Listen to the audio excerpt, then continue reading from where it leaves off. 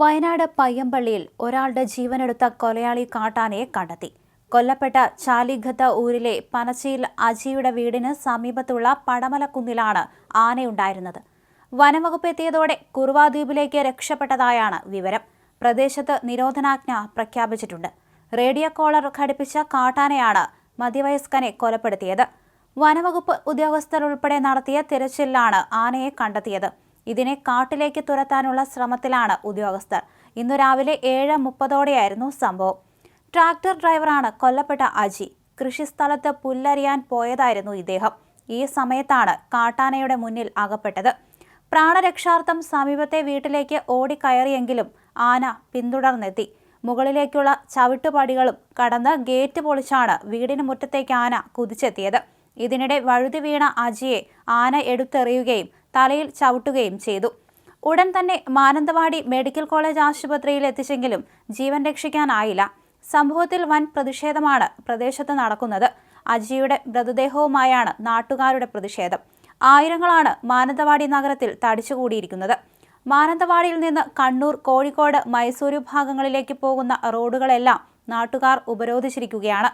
പ്രക്ഷോഭത്തിന് സമസ്ത മേഖലയിൽ നിന്നും പിന്തുണയും ലഭിച്ചതോടെ മാനന്തവാടി ടൗണിൽ ഹർത്താൽ പ്രഖ്യാപിച്ചു. കടകൾ അടച്ച് വ്യാപാരികളും പ്രതിഷേധത്തിന്റെ ഭാഗമാകുന്നുണ്ട്. സ്ഥലം MLA കേളുവിനെതിരെയും പ്രതിഷേധം ശക്തമാണ്. വനവകുപ്പ് മന്ത്രി ശശീന്ദ്രനെതിരെയും മുദ്രാവാക്യം വിളികളുണ്ട്.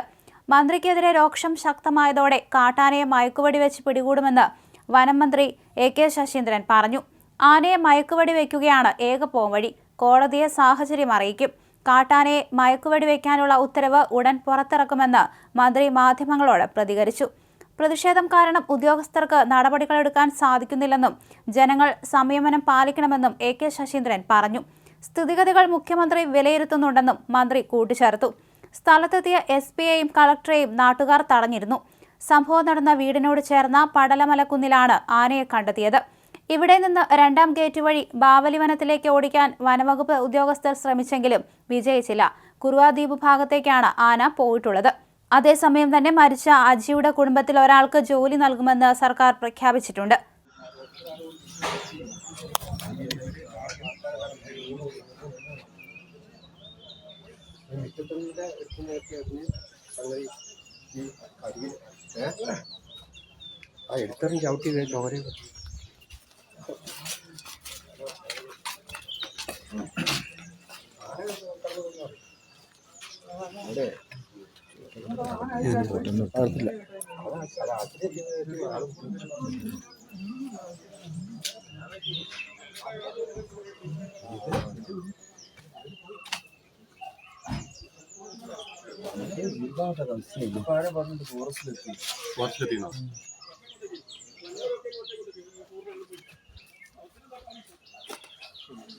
സത്യം പറഞ്ഞതാ വേണ്ട എല്ലാത്തിനും താങ്ങി